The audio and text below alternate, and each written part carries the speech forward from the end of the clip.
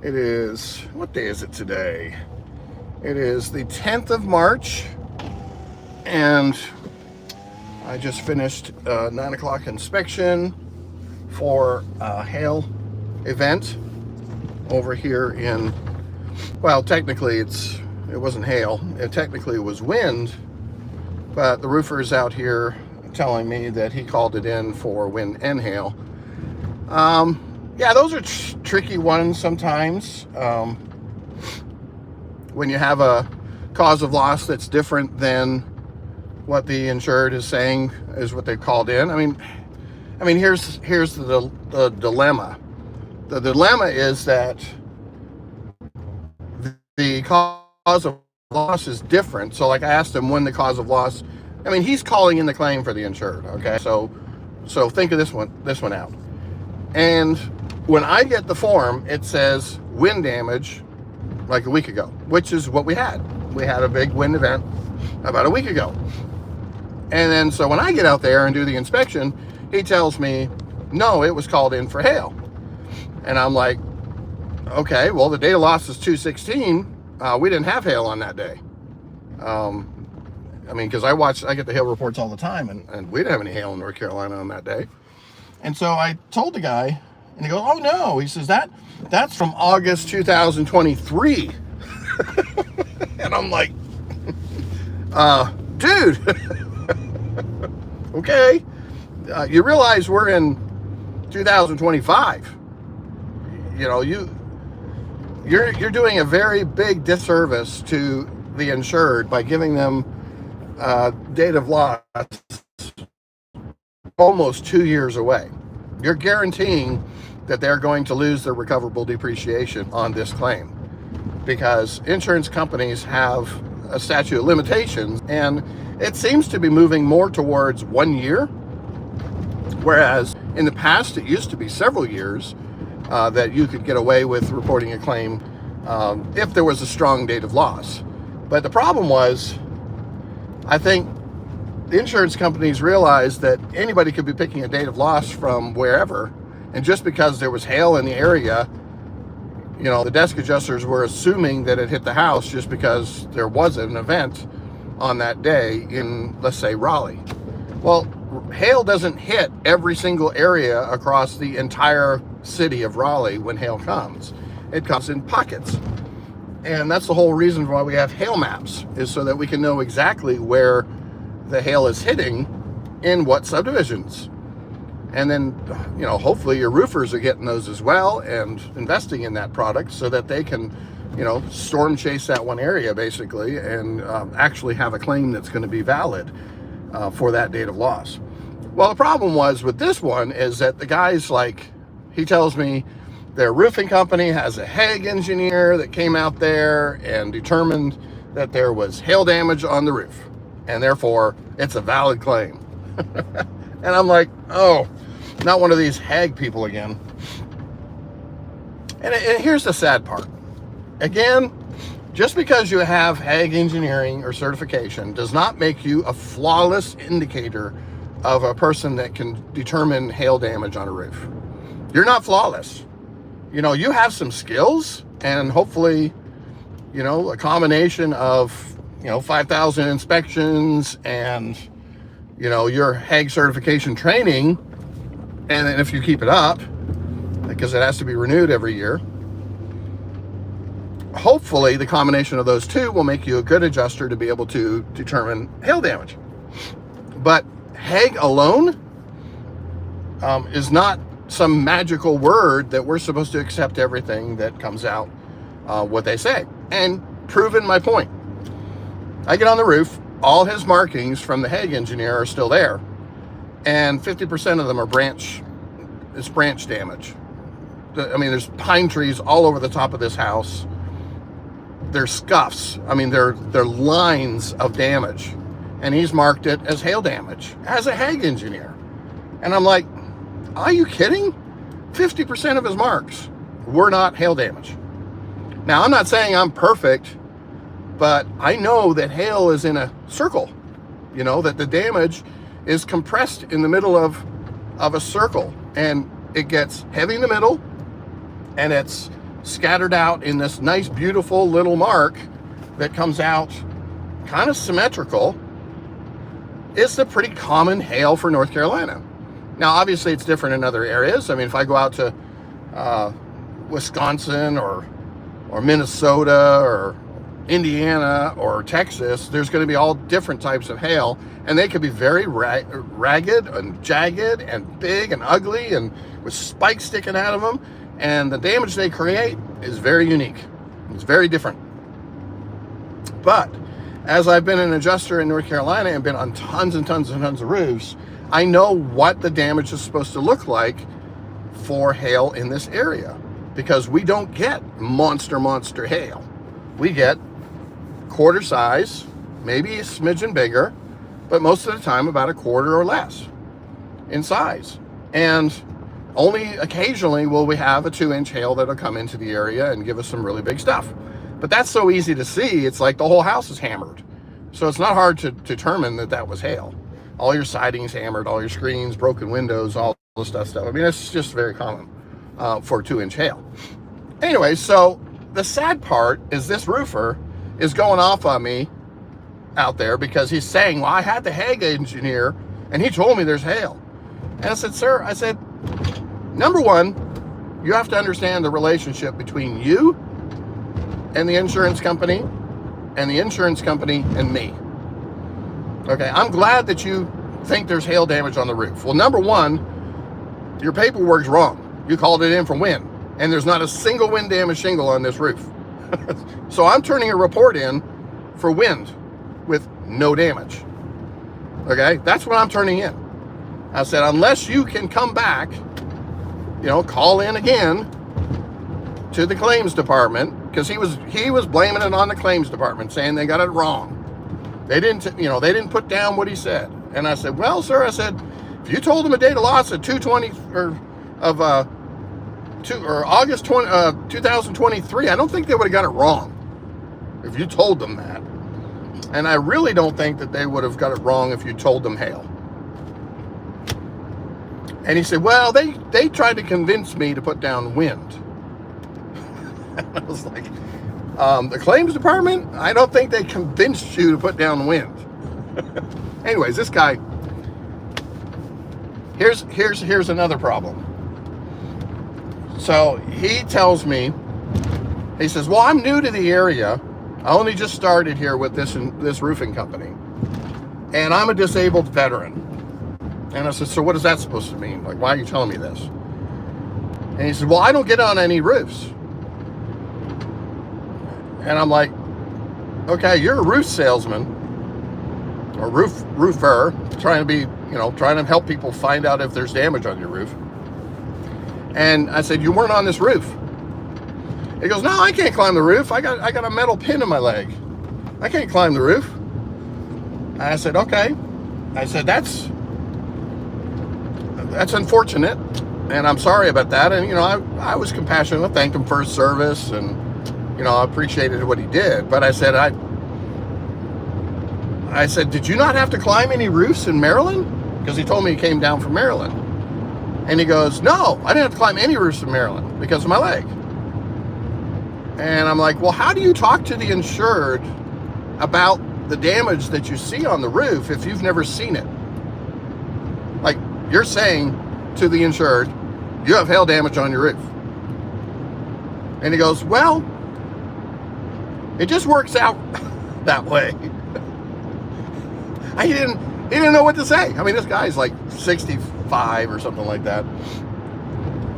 Honestly, I caught him just kind of telling me a bunch of bull. And I was shocked. I was like, how long have you been how long have you been a salesman? He goes, oh, my closing is really good. I'm a really good closer. And I said, that's not what I was asking you. I said, how long have you been a roofer? And he goes, about 5 years. And I said, and you've never been on a roof in 5 years? He goes, oh no, never could climb a roof. And I was like, just shaking my head. I didn't know what to say. I was like, that's going to be an awkward situation when you're having a conversation with, after 5 years, several hundred, 500 clients maybe, that you've never seen the damage on the roof. Anyways, so he told me he used the Hague engineer quite a bit in the past. Well, the problem was, again, the Hague engineer is not God and can also make mistakes on their inspection. And just like this one, 50% of their marks were not hail damage. Now, typically how I handle that is I will go and create my own test square and look for my own damages and look for my own markings, because it's very confusing to work over top of somebody else's markings because to the desk adjuster, when they receive those photos, it's going to look like there's a ton of markings all over that test square, and they're probably going to approve it irregardless. I mean, they may not, but it's going to make it look like, wow, look at all the damage. So what typically I do is I'll take one photo and then I'll take like overview photo of his square, and then I will also then take close-up pictures of all his damage, and then unfortunately it makes for a ton of photos that I've got to label. But I'm going back then to my photos and saying, based on the markings, this does not appear to be hail damage because of the elongated damage of that marking. Looks like a scratch. And then I can say several pine trees over top of the house could be branch damage or limb damage, you know, or acorn damage or pine cone damage or, you know, chestnuts or walnuts or whatever happens to be over top of. I mean, I have seen a house absolutely hammered by walnuts. And so I got 1/3 of the house that looks like there was 2-inch hail over every square inch of that roof. And then I go to another section and there's nothing. And I actually had a roofer tell me that it was hail damage for the walnuts. Oh, it's crazy. Anyways, I just get a little bit of humor over some of these people because they're quite funny. And you just run into all sorts of things, and you try to be nice and you try not to insult them. And you guys are hearing a lot of my reactions now because I don't get to do that in front of the roofer or the insured. So you're hearing a lot of the stuff that you just go, holy man, really? And you're just kind of scratching your head at the end of the inspection going, okay, well, I'm going to put it in my report, what I found, but it's not going to be probably what he wants to hear. It's kind of like the policeman, you know, they get a call for a car wreck and they take everybody's statement and they probably hear so many lies and so many stories of what happened when that person hit them, and they ran a red light and I saw them on their cell phone and they weren't looking at me, and all these other made up stories that they probably just shake their head to. But what gets into the report is the actual truth. And that's the way it works with policemen, and that's the way it works with adjusters as well. We hear everybody's story. We look at the contractor's damage. We respect them in the process of that inspection, but ultimately we are responsible for putting down in the report what exactly was what we found. And here's a good rule of thumb that you guys should follow about this, is that the conviction of what you put on that report should be enough that if you were to transport yourself into a court of law in front of a judge and jury about a massive lawsuit that was about to happen to you, your business, and the insurance company over that claim, would your story stay the same? Okay, let that sink in a little bit.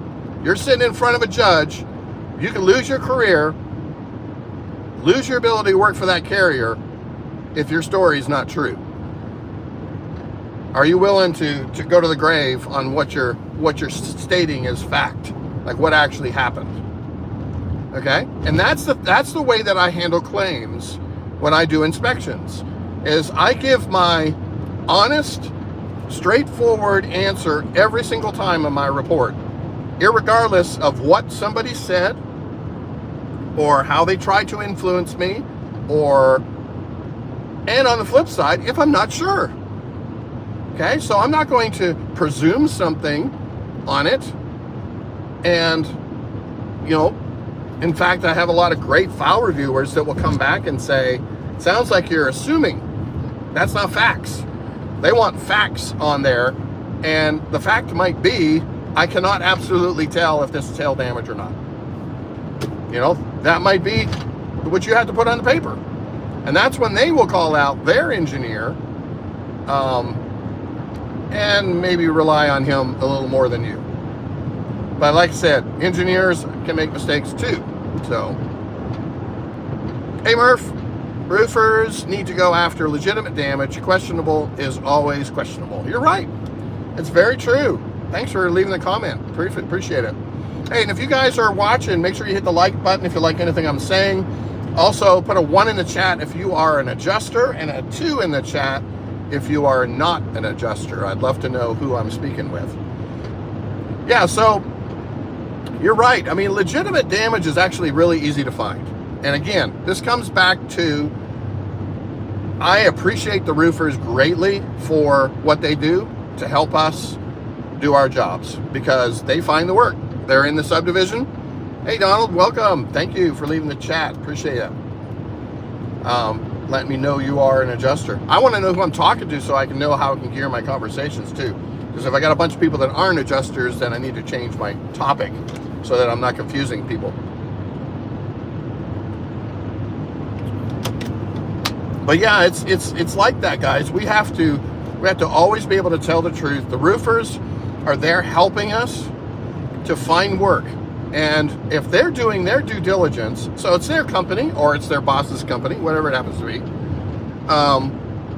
I would be using those hail tools like the hail trackers and the hail mapper software. They're out there I mean, think about it. They get that report. Let's say it's $100 a month or whatever it is. Or maybe it's $50 a report. Let's say they get one roof from that $50 that they spent, that they never had before. Well, they could be in that subdivision doing that roof because they know exactly, they've got proof on the hail tracker report that damage happened in that subdivision. They pay for the report once. It gives them the entire subdivision was damaged. They go do that one roof, and all the nosy neighbors, you know, keeping up with the Joneses, what you doing to the Joneses roof? And they're out there while they're replacing the roof, and 3 or 4 neighbors come over, and he says, oh, there's hail damage here on the roof. We had a hail tracking software. Would you like to see the map? Oh yeah, your house seems to be in that as well. Would you like a free inspection? We do free roof inspections. Oh yeah, and we'll also help you with your insurance claim if you'd like. Oh, that would be wonderful. And all of a sudden, you got 3, 4, 5 more people in that subdivision that you're able to profit off of by getting roofs and only have to pull one roof report. These guys, they don't understand business because that's like gold. Somebody telling them there's gold right there. Right there, there's gold. Go get it. I own Right of Way Roofing Pros out of Hutto, Texas. Very cool. What are your thoughts on wind-driven rain damage on an older 3-tab, legit or not? Yeah, so the water damage that comes inside that roof, good question though, Murph. Absolutely, we'll cover every single bit of that water that comes in the roof and damages the inside. Now, there are some insurance companies that will say, oh, we need a damaged shingle, we need a storm-created opening. I got an easy way to write that in a report. I just say, wind blew rain under the shingles, and they leaked inside the house. Now, if there's no damage on the shingles, then obviously I can't pay for the shingle. But typically, you're going to have one shingle bent or whatever. You're going to have markings, potentially even more. I mean, I've got, like, for instance, Universal Insurance. They'll buy the whole roof for one shingle, one 3-tab shingle. Universal North America buys one shingle, 20-year shingle, 3-tab. You got one shingle damaged on your roof, they buy the whole roof. I love them, and I love working for them. But always, every insurance company should be paying for that interior water damage because it was caused by a storm event, and it happened suddenly and immediately. So yeah, absolutely, it's legit. Wind-driven rain, absolutely. I get stuff all the time where I get calls and there's no wind damage on the roof and the valley's leaking. You know, they built the houses really freaky and they got this little trap where the water comes down and rolls up underneath the shingles and up underneath the siding that's on the side of the house and leaks inside the house. It's just a stupid design.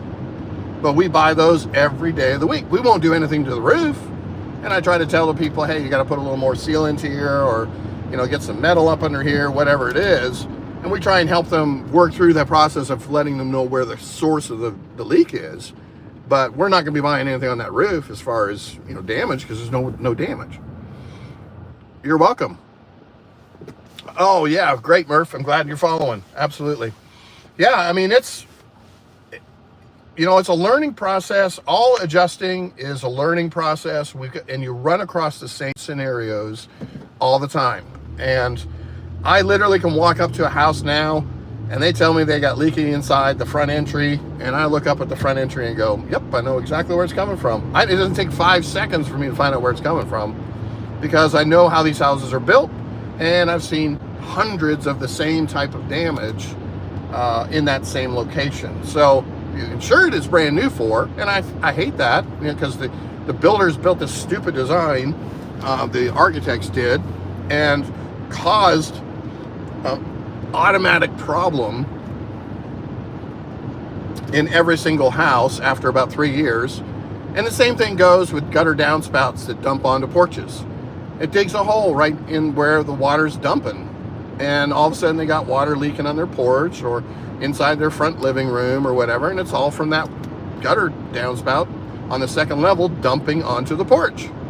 I see it all the time, and I hate it, because I can walk up there and I can put my tape measure across and show them the dip, and the water just sits in the dip and then rots the wood and leaks in the house. So there's lots of things like that that occur over and over again. So as you get experience as an adjuster, you're going to start to see the same things. You're not going to get surprised. I mean, rarely. I mean, I'd say I get about 5 claims a year that I kind of scratch my head on. And I go, wow, that, you know, I thought for sure I'd be able to find out where the leak was, and we didn't. And then we find out later that, you know, once we sent out leak detection or somebody like that, you know, they tore out the drywall and found out there was a plumbing leak in that area, and it wasn't a roof leak after all. So yeah, we get surprises sometimes like that. Or this one I just left, you know, they're trying to claim that it was roof damage that was causing water in the basement on the ceiling, and it was a drop ceiling. And all I had to do was pull out the drop ceiling, and I showed them there's ductwork right there. It's condensating and leaking right here at this area. It was a 5-minute investigatory, and we found it. But I told them, I said, hey, there's no bathroom above this area, so we got no vent pipes. We got, you know, it's in the basement, in the middle of the room. So I said the chances of it being from the roof are slim. And I said, because there's no damage up on the second level. So if there's no damage on the second level ceiling, or there's no bathroom up there, then you can pretty much rule out roof damage. So yeah. So, but who's at fault for that kind of damage or builder mistake? Oh, the architects. The architects are at fault. The builder's just building what the architect builds. And this is, see, I was a home builder and remodeler for 18 years before doing this job. And I remember when we were doing some custom work on some of our houses that we were remodeling, all the architect was interested in is making the thing look pretty on the outside. And there were times where I told him, I said, we can't build it. We can't build it like that. It's a designer flaw. I mean, even though you can draw it on paper, it doesn't mean you can draw or build it, and it's practical. So what happened was there was a series of houses that went out for these production builders. They built all the same house with a big A-frame on the front that died into the porch. And it was the stupidest design. And some of them put a little, you know, shed roof or whatever up in that corner, but it still meant that a 12-12 pitch with tons of roof all that water is running down and hitting the side of the house. And they kind of tried to divert it, but here's the thing. The roofers and the siders are not given any indication that this is a potential problem. And so they could solve it by putting up 24 inches of metal flashing up the side of the plywood, so that as that water come down, if it ended up going up a little higher or behind the siding, it still hit the flashing and came down, didn't cause a problem. It's super easy fix. But here's the thing, no one cares when they build these houses. You know, the builder gets rid of his warranty within 1 year of building the house, meaning he's not covering any of that stuff. And all this stuff happens about 2 or 3 years down the road after all the wood and the plywood's all rotten and the siding's leaking, and, you know, it finally makes its way inside the house. The builder's not going to cover it. The architect's not going to be held accountable. And it's the insurance fault. And they buy these $400,000, $500,000 houses, and they're all built exactly the same, and they're going to have a problem 3 years from now, and nobody knows. Nobody knows. They buy these things, they have no idea, and they all fail. I hate it, but you know, there's nothing you can do. The builders don't care because they don't go back. You know, they're getting the calls, but it's just some secretary that's saying, well, how old's your house? Oh, yeah, that's 3 years old. Sorry, it's out of warranty. And that's the end of the call. The builder, the designer, the architect, they never get those calls. Never get those calls to find out that that is a flawed design that they have built that's causing interior water damage all the time. They don't hear it. And so it's really sad, but it's not until somebody does a lawsuit. Like I had one, here's how bad they get. I had one, it was 10 years old. And it had been leaking down the garage wall. Okay, there was a garage and a dining room. So garage wall was the same as the dining room, and it was leaking. It was coming down a roof line and hitting the wall, and then leaking down that whole entire wall for years, for 10 years. And we got the claim after a big rainstorm that there was water coming in the dining room, and they'd ruined the floor. Anyway, so the remediation company comes in. They do a moisture testing on the wall, and the wall is soaking wet.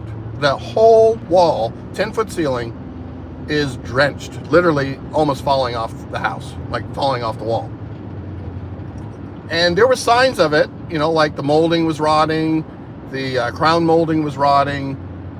There were just, you know, you could see the paint was buckling a little bit, like water was getting behind the paint, and then the floor was buckling. So anyway, so they started tearing off the drywall, and it was just a soggy mess. And all the studs had rotted. There was termites in the wall. All the outside plywood was rotted. In the garage, it had already, you know, come into that as well. Insulation was black, mold everywhere. I mean, it was a disaster. And it was all related to that trap where the water coming down the roof line hits a wall, and it was just leaking behind for a long time. Builder is not responsible because the warranty is up. The architect never gets any consequences, and it becomes a massive insurance claim. And sometimes the insurance company will deny it because it's been going on for so long. And they're starting to put these policies in place that are saying, hey, if this stuff is long-term, even if it's hidden, we're not going to cover it. And that's because they can't cover something that's builder error. So in a scenario like that, a really, really bad situation, they could go back to the builder and sue them. I mean, they might have a subrogation claim in that regard, if they could prove it. If they get an engineer out there and said, yes, from day one, this was, you know, problems, builder was building it wrong from day one. Yeah, it's a potential. But you got to remember, the insurance company, it's going to take lawyers, it's going to take time, it's going to take money. And if they haven't been out like $50,000 or $100,000 on this claim for damages, it's not going to be worth it to them for an $8,000 loss. it just, I hate to say it, but that's insurance company doesn't want to go broke, subrogating every single claim out there for a couple $1,000 win. Because by the time they pay the lawyer's fees, they're not coming away with hardly anything. So, and then sometimes you can subrogate, the lawyer's fees and make the other company, the other team pay as well. So sometimes they'll do that. But you got to remember, this is happening so often that it's not just some random event. These are happening hundreds, if not thousands of times a week, that these claims are being found all over the country.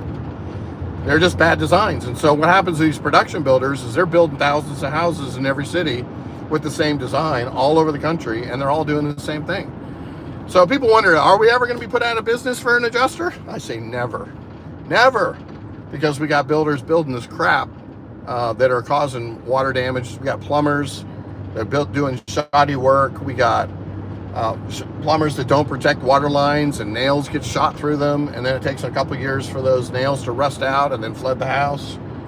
We got plumbing companies that go with cheap water lines, water supply lines, because they're 13 cents versus $2. So they start putting the 13-cent water supply line on the toilet, and then they all break, and then all of a sudden they have a class action lawsuit, and we got thousands, and if not hundreds of thousands of houses with this cheap plumbing line in it that's leaking houses all over the place.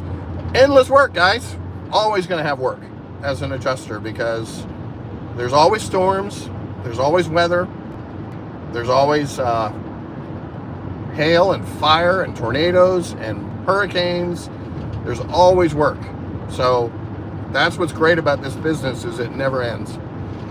And the good thing is you're going to get experienced at handling them, so that you won't have a surprise when you walk into a house and go, oh, I wonder what this is. I mean, you might at the beginning, but as you handle more and more, you're going to be like, I know exactly what's going on here, and it's going to be easy. All right, so only one person likes what I'm talking about. I only have one like on this video, on this live. That's not very good. In my opinion, what is better for a roof? Ice and water shield or Valley Metal for residential? I would say ice and water shield without a doubt. That stuff is pretty amazing. And what I like most about it is that when you shoot your nails through it, it's sealing the nails. So like, you're weaving in your shingles, and you have to nail to a certain extent to your valleys. Well, all those nails are getting sealed. Whereas Valley Metal, what if you step on that Valley Metal after it's put in place? You're putting a lot of stress on those nails if it wasn't perfectly bedded in that valley. So it's going to be pulling those nails and creating gaps and holes. And over time, those are going to leak. So Valley Metal, it's not flawless. Whereas that rubber membrane, man, it's so flexible and so awesome. And I just love it. So here's the disadvantage, is you got a guy who doesn't blow off his roof before putting that stuff on. And you got a bunch of dust, sawdust that's up underneath that, and it doesn't seal properly. So that's the only time ice and water shield's not going to work right, is if they haven't blown it off and made sure they got a good, nice, dry surface when they're sticking that stuff down. So that's going to be, installer error, and you can't help that. And it's not going to re-stick itself. So you got something that's going down, it's not getting sealed properly, then it's a potential leak. So yeah, so things like that happen. I mean, builders, here again, you're hiring production builders, and they're building all these crap houses as fast as they can. They're putting the cheapest materials in because they want to make profit. And I knew a lot of production builders, and I talked to several construction guys, like the project managers, years ago, because I was a carpenter growing up. I used to talk to them all, and I was frustrated with the quality of the homes. And he said, and many of the guys told me this and said, do you know the profit of what these guys are making on these houses? And I go, no, I don't. And they said they're lucky if they make $10,000 to $20,000 profit on every house.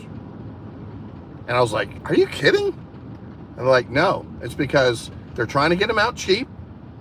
They're putting in cheap products, and they're buying cheap labor. And then they're, the permitting, the land, the whole shebang. they're only coming out with $10,000 to $20,000 profit on them. But where they make their money is when they go in and put 500 houses into a subdivision, and they can blast that out in a year or two, and all of a sudden, you know, they got some pretty decent profit for a year or two's worth of work after all their expenses are paid. And so he told me, he said, they don't care. They just want the house closed.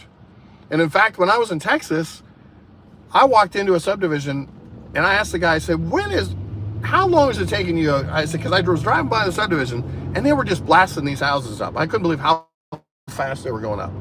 And I said, these were like 3,000 square foot houses in like 2 or 3 months. I mean, I couldn't believe it. And every house was under construction. And he says, we have a 45-day turnaround time on turnkey project. I said, 45 days from what? Like framed in, dried in? He goes, no, from groundbreaking. From laying the first foundation, slab foundation or whatever on these houses to the time we turn the key and hand it to the customers, 45 days. And I said, that's insanity. And he goes, absolutely, absolutely. Hey, Mr. Strong, welcome. Tampa, nice, thanks for joining me. Number 1, put a 1 in the chat if you're an adjuster. Number 2 in the chat if you're not an adjuster. That helps me to figure out who I'm talking to. Yeah, let me know, guys. And also, yeah, tell me where you're living. I was just in Florida last November for about 2 months, working Hurricane Helene. I loved it, and I want to go back. I love Florida. Well, I don't like the people of Florida. It's changed a lot. I actually went to school in Florida in 1990, 91, and it was a great place. Absolutely killer place. Now, not so good. Not so nice. Not so nice. Still a beautiful place, just not as nice as a place as it was back then. So anyways, yeah, so I'm just heading back from a claim. I had a roof claim, and the claim was opened as wind, but the claim was actually hail, according to the roofer. He was really upset that they had assigned the claim wrong, but he assigned it wrong. So he opened the claim, he did it all wrong, and was trying to blame the claims department that they didn't listen to him correctly and put the right cause of loss. So in that scenario, because I have an assignment, so you're a realtor here. Oh, also licensed adjuster, come back. Yeah, wow, yeah, that's so cool. A realtor, man, you're making a ton of money. That's if you can sell a house. Tons of houses down there, they're so expensive. I can't get over how much they're charging for a block house now. Cinder block house with a truss roof system and slam it all in, and they charge $400,000 for that house. Craziness. Craziness. You can build that house so cheap. It's incredible. But anyways, yeah, so in this scenario where I have, it was open as wind and he wants me to put in hail as well, I can't do that. That's against the paperwork or the assignment that I received. All I do is I write up for wind, and there was no wind damage on the roof. It was a 30-year shingle, no wind. So I'm going to write up the claim, turn it in, 30-year shingle, no wind damage, and be done in 30 minutes. But I took a bunch of photos for the hail damage that I did find in case they reopen the claim under a hail loss, which is what the roofer said he was going to do. Oh, I bet you're still running claims. Hey, Deviate, how you doing? Good to see you, man. I know you're down there. That's great. I wish I was there. But it was slowing up so bad when I was there. I was only getting 2 claims a day, and that's just too expensive when you have hotel expenses and all that stuff to stay. I really like to get 4, minimum of 4 there a day if I'm still staying there. So yeah, if they could have given me 4 claims a day, I would have stayed there until next Christmas for all I care. I would have loved it. Yeah. So yeah, they invited me to Texas. Apparently some big Texas hailstorm or windstorm happened recently. They invited me to go, but I wasn't ready to go. I'm looking for a hail event rather than wind. The downside to running a wind event, a cat event as wind, is you're not buying roofs. You're doing a bunch of repairs and you're looking at some water damage inside the house. Unless you go with a specific company, like Universal, that potentially would buy for every 3-tab shingle, that, if it has one shingle, they're going to buy the roof. That's a great insurance company to go with. It's Universal North America. And that's what I would go for if it was a wind event, because I would hope that half my roofs were 3-tab and half the roofs were 30-year shingles. Now, I have bought tons of roofs that were 30-year shingles. In fact, brand new shingles in Florida. I bought almost every single roof in Florida that I was on, and they were brand new roofs, less than 3 months old, some of those, because the wind was 90 mile an hour winds, and it just ripped up every shingle and put it right back down in place. So it was totally killer. I'm only getting a few a week. Perfect amount for me right now, getting things ready for storm season. Oh yeah, well, that's what I'm saying. If you live there, it's totally cool, because it's not bad. I would love 2 claims a week, even locally here. I would be great, but I'm wintertime's kind of slow for me, so I'm about, I don't know. Last week I did like 13. This week, it's very light, but I might get 10 this week if I'm lucky. But yeah, wintertime's super slow.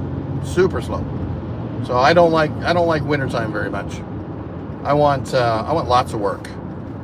So I'm going to look for hailstorms, and you got to remember, you go out to do a hailstorm, you're talking about siding and windows and gutters, personal belongings, fence, all your yard lights, all your screens, obviously, but that's going to be your windows too, because your window frames are going to be busted. You're going to have foundation damage, like if they do that foam foundation covering over some of the stuff there. You're going to have all your fascias are going to be hit, and then the roof.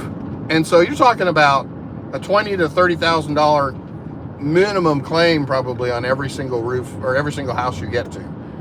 So you run 5 of those a day, you're making some serious cash. You are, and that's what I like. I like events like that. Let's see, Francisco, good to see you. It's so slow in the South Florida. I need minimum 10 a week to stay sane. Oh yeah. Well, it's so expensive to live down there, man. I tell you, I don't know how you do it. I mean, people tell me they live in South Florida. I mean, we have some friends that have been looking for a house for a long time. And like every single they went in there thinking they were going to spend $600,000 or whatever. And now it's like $1.2 million. It's like, I would move. I see ya. Not staying there. And these places are not super nice. They got a lot of remodeling to do. And married to a doctor. Oh, you lucky dog. Yeah, you got supplemental income big time. Lucky dog. Well, I'm the opposite. I just got divorced and she got everything. So hey, I get the flip side. All I know is Daniel the Adjuster is staying single. Oh, goodness. You live in an RV, pretty cheap. Oh, yeah, cool. Very cool. Yeah, I've heard people do really well with RVs, and some people don't. I know a couple, an older couple, they bought one of those Class A's. Like, I think they paid over $500,000 for it, and they just travel all over the world. Not all over the world, but all over the United States, handling claims, and they both are adjusters, and they both work and both make money. So, pretty awesome. Got a fire truck, or we got an ambulance or something. Ambulance. Alrighty. Yeah, so married life's great when it works out. It's horrible when it doesn't work out. And I never thought in a million years, I was married for 25 years, guys. Never thought in a million years that life would go bad. And boy, did it go bad. Yeah, one day I'll tell you guys about it, but it left a really nasty taste in my mouth after, giving my life and soul and blood to everything in a marriage, to have somebody turn on you probably due to menopause or other mental issues out of their control, potentially. Again, I'm still scratching my head, wondering what the heck happened. They turned into, Dr. Jekyll and Mr. Hyde, changed into a totally different person that I didn't even recognize. And how do you come back after that? So now they're my worst enemy, and they turned my kids against me, and life is taken a whole new world of direction. But the thing that I look at, guys, is that you can't let your circumstances affect you as a person, affect you as your business, affect you mentally. I mean, yeah, I was pretty messed up for probably 6 months trying to figure this stuff out, but I had to realize, when I self-evaluated, that I did the best I could, and that was me. I just did it. I did everything I could. And for somebody to sit there and say that I didn't, that would be totally false, because I've actually had to go through some serious counseling just to feel confident in myself again, because I kept beating myself up saying, what did I do wrong? And, marriage, there's always something wrong with one person and sometimes both, but you can't take all the blame. Marriage is two people. It's not just one. So you can't beat yourself up. You got to figure out, hey, who am I as a person? Take responsibility for what you did wrong and change it the next time around, or learn from it. But don't beat yourself up over it. That's just stupid. So that's how I felt, is I had to gain back my self-confidence, realize that I was still a good person, and now, rebuilding my life again. And I'm happier, and I feel like there's a lot of positive that will happen going forward in my life that I'm looking forward to. And unfortunately, it doesn't involve the family. But hey, it is what it is. And you guys are my family. That's what I feel, as I gained a new family. Because I started this YouTube channel actually in the consequence of this divorce. My life was in shambles, and so then I decided that I needed to find another venue, find something to put my effort and my energy into, so that the family wouldn't tear me up in my head. So so you guys are my new family. It's really cool. All right, so let's see what else you got. Yeah, you live pretty cheap. Oh man, that's so cool. I love that you can do that. You and me both, buddy. All right, well, I know I got lots. It's 50% of the world's out there in divorce and bad situations, guys. So I know there's 50% of the guys out there that know how to relate to me. So I hear you. It's messed up. I had small kids in the travel baseball world, so I can't live in an RV if I wanted to. Oh yeah, I get it.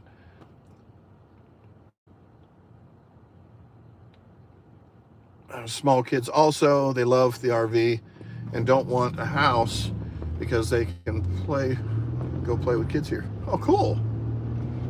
Bought my house before kids and marriage. Very good. I'm staying single from here on. I'll date and such, but no wife and living together. There you go, DVA. You're right there, man. You're my man. We're buddies. I'm right there. It's like, to me, I'm excited. I tell these girls that I meet, I go, hey, let's hang out. Let's go get a good dinner. Let's have a good night. Let's go dancing or whatever you want to do. Let's have fun. But I said, I'm not sleeping with you, and I'm not, gonna be some gigolo. But let's go have some fun. Let's go on a vacation somewhere together, and let's go do something, have fun, make friends, and then when you want to do something, you got a pretty girl to hang out with. There's nothing wrong with that. But boy, tying that knot. Not unless they change the rules again for marriage, which I think, or divorce, is actually what Trump is. I think he's talked about it. Is he's saying that he doesn't believe that we should be splitting 50% with the person that we got married with if they never contributed to the marriage 50%. Meaning, if they didn't bring 50% into the marriage, they shouldn't leave with 50%. So he's talking about, actually, he's really kind of looking out for the really, really rich people. Because what's happening with the super wealthy is that all these bimbos are chasing after these multi-millionaire entrepreneur guys and then divorcing them after 5 years and stealing half their wealth. And that's not fair. You know, you got an entrepreneur spend his whole life, and prenups. Oh, you talk about that? That doesn't work. I've heard so many stories that prenups don't work. It's because they consider how long you've lived together more valuable than the prenuptial agreement. So yeah, I've heard that from several lawyers, several divorce lawyers that told me prenups are basically a glorified version of a paper of nothing. They don't do anything. That judge looks and says, hey, you're cohabiting. You've been living with this girl for 12 years. Clearly you wanted a relationship with her. She deserves half, irregardless of that prenuptial. So yeah, So I hate to say it, but until life changes, meaning girls change and commitment changes, and we kind of get back to traditional values again, and we can get that divorce rate down to like 25% or less, I'm not getting married again. That's just, there's no possible way that I'm going to commit to somebody again and trust them. So I hate to say it, but I gave 25 years of my life to somebody thinking they would be faithful, and they didn't. So not everybody's that bad, but it sure is messed up after 25 years of, I thought, a pretty decent marriage, and we had a lot of kids, and I thought everything was going great. Well, you know, not so great. So just, you know, that's just my personal opinion and story. It's not here for everybody. I'm not trying to tell everybody what to do, but you got to look out for yourself. You spend a lot of money. I mean, I've been self-employed for 35 years, and now I'm starting over. She stole everything from me. And, you know, judge did nothing about it. You know, so it's just, it's so unfair. So I lost my house. It was almost paid for. I had tons of bank accounts she liquidated before we got divorced.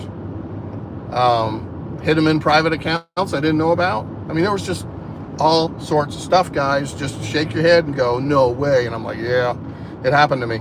And so here I am, spend 25 years building my business, and it's done. And I'm back to ground zero again, starting over at 57 years of age. That sucks, man. It really sucks. But I got a great job, and I got a good positive attitude, and now I don't have her, and I don't have the expenses of the children.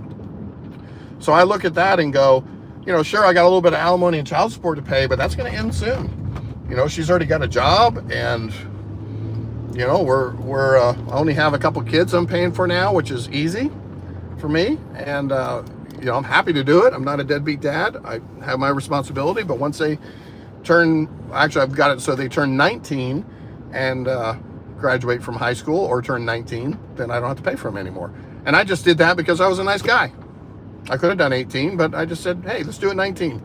Give them an extra year.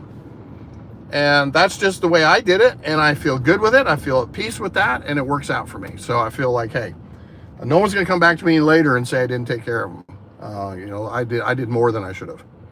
Yeah, 12 years. I hear you. Hey, Corey, how's it going, man? Good to see you. Yeah, but, you know, divorce sucks, guys. So you got to look after your relationships, or if you are still in a relationship, make sure that you're, number one, keeping track of your finances together, and make sure that you are, you know, going on regular date nights, talking about things, making sure that you're on a clear understanding of how relationships are going, addressing every small issue. Try not to get distracted too much with the kids, because your relationship is super important. So if you feel like there's some struggles going on with your relationship, it's time to back off on all your importance being the kids, and start working on getting that relationship back to healthy again, because all it does is get worse. So that's with us. All we did was spend all our energy into the kids, and very little did we spend time on us. Everything was always the kids. And 25 years of doing that, well, eventually you grow apart. And I mean, I didn't, but she certainly grew apart from me, and I couldn't figure out what was going wrong. I didn't do anything. It just, over time, you know, I wondered why she just didn't want to hang out with me anymore, and didn't want to do anything with me, and didn't, you know, always want to do stuff with the kids. You know, we traveled a lot. She was using my money, and we were traveling and doing everything with the kids, but it was all about the kids. It wasn't about me. And so we lost that relationship, and there was no coming back from it. So it's kind of sad, but you take it, you learn with it. But I'm the other person that I'm the person that is devoted, irregardless. Yeah, deviate, I'm hearing you. Like I said, it happens so often, it's sad, but I'm the devoted guy. So, and I hate to say it, but I think a lot of guys are the victims. You stand there in front of a judge and he's saying all this bad stuff about you and saying, oh, you're just trying to get out of not paying child support and blah, blah, blah. And I'm like, you're such a liar. I told the judge, I said, you don't know me for nothing. I said, you don't have a clue who I am. And I said, I take personal offense at you even coming up to me and telling me that I'm this type of person, that I'm potentially a deadbeat dad or trying to get out of not paying. I said, until you knows me as a person, I said, I don't appreciate your comments whatsoever. And I said, you can keep those to yourself. And he goes, ooh, you got a little attitude, he comes back with. And I said, yeah, when you start attacking my character, I said, I got a problem with that. I said, because my character is honest and good and with all good intentions. And when you're sitting there telling me that I'm not that really ticks me off. So, Donald Davis, thank you. Yeah, let's change the subject. It's all depressing, isn't it? Xactimate training. Okay, I went through Adjuster Pro and I got Xactimate training through them. I think they were pretty decent back there as far as the basics knowledge. But here's the thing. I went on a catastrophe shortly after I'd taken that course, and I didn't know Xactimate at all. Okay, I didn't know it at all. So truly, I think they present a great story. I think anyone, I'm not just slamming Adjuster Pro. I think a lot of courses try to give you the basics and make you think like you're going to be a pro after just taking the basics, and you're not. It's going to take time for you to learn that program through repetition. So for instance, I have a course that I just created. It's 35 hours of Xactimate training. And it's basically level 1 and level 2 certification prep course. And honestly, after doing that, I actually became a better Xactimate user myself from creating these videos. And I teach you the in and outs, upside downs, and backwards of using this program in real life scenarios. So not only is it just Xactimate, it's actually kind of an adjuster course as well, because it's teaching you all the scenarios that you would run into when you are using this particular part of the program. This is when you'll use it as an adjuster. So I went kind of a different route. Whereas if you look at the online courses that teach you just Xactimate, they go button does this, button does this, button does this, and that's the program. And so what happened was when I got deployed, I didn't know how to use it in the world. Like in the real world scenario, I didn't know how to use the software. And they didn't teach me that. So that was a huge failure. And I paid like $350 for their course. So I was looking back and I was going, that's not a really good course to take. In fact, I think a course that does both, meaning it puts you into a practical situation as well as a technical position to know how the program works. And that's what I created in my course. Not that my course is perfect, but I can guarantee it's a whole lot better than these others because I know what I went through, and most of them are teaching the exact same way. But Xactimate is a tough course. It's a tough program, guys. So somebody walking in and saying, oh yeah, I can do this in a heartbeat, unless you can pass level 1 and level 2 certification course from Xactware themselves, then you don't know this course. You don't know this program. And so I think that's what's important for you guys to figure out is learn the program so that you can be fluent enough so that in any situation that you come up to as an adjuster, you're going to know how to operate that program. And that's going to be real life adjusting work with the technical side of the program. And yeah, in sketching, it probably took me 500 houses before I felt like I was comfortable with the sketching. And unfortunately, I didn't learn that in my course that I took. I think we did 2 little rooms in my course, and supposedly that was going to be enough. No, that was crap. And so when I look at my course, I'm talking probably 15, 20 hours worth of drawing experience in there, you know, and you're actually using the program 3/4 of the time during my course, and you're learning how to use the program. You're not just following the video and hearing me lecture. It's actually totally different. So yeah, I'm putting a plug in for my program. It's actually super cheap. I only charge $99 a month for level 1 and $99 a month for level 2. You could learn everything you could in 1 month. And so you get the program, you get a setting done, and for 99 bucks you got level 1, you go take your exam, boom, now you're hireable. Because that's what the adjusting firms are looking for, is if you're level 1 and level 2 certified, so they can hire you. That means you know the program. Using AR Sketch, no, not using that. Found too many errors in it. When I actually went back to measure the rooms, I found that the measurements were off. Now maybe they've updated it. It's been a while since I've tried it since then, but every measurement that I did when I did AR Sketch versus regular, like using my disto measure, it was off. And I think what's happening is a lot of your remediation companies are using these programs, and their measurements are off too.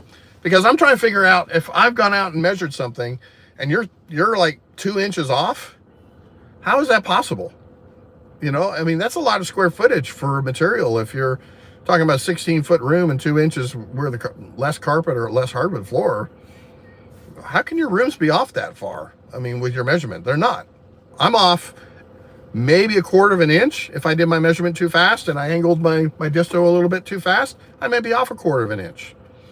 But that's all I'm off. I'm not off inches. And I have gotten 95% of remediation company estimates are wrong measurements. So I don't trust them. I don't even use theirs anymore. They offer me to send their Xactimate and or like their ESX file, and I say, no thanks. I don't want your file because I know it'll be wrong.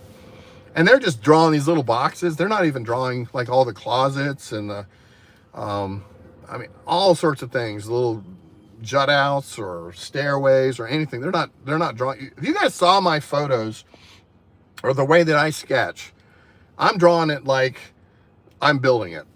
My sketches are absolutely to scale. Every inch is correct. I cross-check all my measurements, my full length. You know, I'll grab a room from one end to one end. If I got adjoining rooms, I'll take that full measurement and double check it when I'm putting it together. My sketches are super accurate and super detailed. I draw all the cabinets in mine. All the door swings are the right size, the right swing location. And here's the thing. This is how I know they're doing it wrong. Is you go into the mitigation and they just drop in 2.6 door for everything. And they don't even put the right swings. So this is how I know how sloppy they are, is that not every door is a 2.6. But that's the default for Xactimate, so they're just dropping those doors in. Well, then when you go to calculate your baseboard or painting your baseboard, it's wrong, because all your closets are 2 foot most of the time. Your bathroom doors might be a 2.4. Your laundry rooms are 2.8, and your bedrooms are 2.6. So we got all sorts of, and your exterior doors are 2.6, or it could be 3.0. I mean, we got a lot of different measurements all over this room. And if they're not putting in door measurements right, then all their baseboard measurements are wrong. Their perimeter for masking is wrong. Perimeter for completing the baseboard painting, if they have to do an overlap in one coat, then that perimeter floor is wrong. Their perimeter crown is wrong. I mean, there's all sorts of things that could be wrong. Auto capture is amazing. Not any issues. Yeah, I don't know what auto capture is. What is that? Tell me about that. I don't recognize that term. Is that to do with the AR Sketch? I mean, I'm sure there's good technology out there that's getting better and better as things get more and more accurate. Like that Matter, what is that, Matterport or whatever? That's some pretty cool stuff. But who's got $3 grand for the camera or the whole setup? I mean, I'm not buying that. No thanks.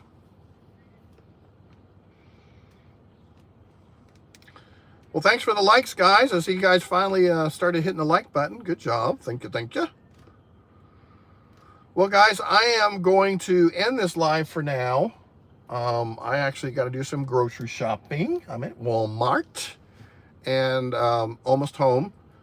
So I appreciate you guys joining with me. If you have any last-minute questions, shoot it to me.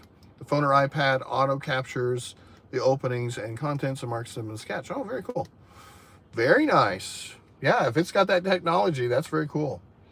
That would be very cool. Double check your measurements just to check it, okay? If you've got a measurement and you put it into your iPad or whatever, just pull your disto out and just once in a while, just grab your measurements and check it and see how accurate it is. I would be interested. Maybe the next live we get on, Francisco, you can let me know if you double checked it to see if it is accurate. Because I have found problems with it, and I do not. Got again, stand in front of a court of law, and you're swearing that measurement's right. You're putting your career on the line. Maybe not for a measurement, but you're saying that measurement is correct. You definitely want to make sure of that. So I definitely would check it. Oh, you have? Oh, good. Very cool. And is that something new? The AR sketch, is that for on the iPhone itself, the AR sketch? So that's built into iPhone and iPad? Website to take your course. Yeah, so look in the description under this video, Donald. It'll say level 1 and level 2 prep class. It's under my what is that thing called? Patreon. So if you go to patreon.com and put Daniel the Adjuster, you'll find it. So I created on Patreon because here's the thing, guys. YouTube is killing me. If I started a course, they want to charge me crazy amount, like almost a third of the value of my course in order to promote it on YouTube. I was really disappointed. And so that's why I put it on Patreon. Patreon only charges me like $5 to put it on there. So I lose $5 for their promoting. So totally different, but the third, a third of $100, I'm losing $33 to put it on YouTube. Not going to do it. Not going to do it. So I put the course over on Patreon. So Patreon, and look under Daniel the Adjuster. It is there. It is level 1 and level 2. And here's the thing. It's $99 a month. You want to knock it out in a month? You only pay $99 for the first course. Second course, $99. You got it for 2 months. You're done, and you're ready to take that exam. So I think it's a great deal. And hey, maybe you get busy. Maybe it takes you a couple months. Or you want to come back and refresh your course. You can refresh all yourself and get back in there for $99 a month. So to me, I feel like it's a good deal. Because a lot of these guys are charging $300, $400, sometimes more for half the course that I'm teaching. So I feel like it's a good compromise. You learn at your own pace. You figure out how much time you need, but the videos are there. You get unlimited watching for a month for $99, and you can for level 1, and then $99 for level 2, and you can watch all those videos as many times as you want until you're a pro. And you just do it, and you'll learn it so fast. All right, guys. Well, very cool, Francisco. I'm glad you did that. I might check it out and see if I can speed up my drawing a little bit too. But sounds good. Well, guys, thanks so much for watching. Appreciate it. We'll keep doing this. Guys, stay safe out there. Watch my latest video. I got a freaky climb. I've had so many comments. Look at my YouTube, guys. Daniel the Adjuster. I did a hail or no hail is my latest video. And you'll see me climbing this freaky roof. And the roofers were scared to death. They're like, no way I'm climbing up there. So anyways, good video. Check it out. Have a good laugh. All right, guys, have a good day.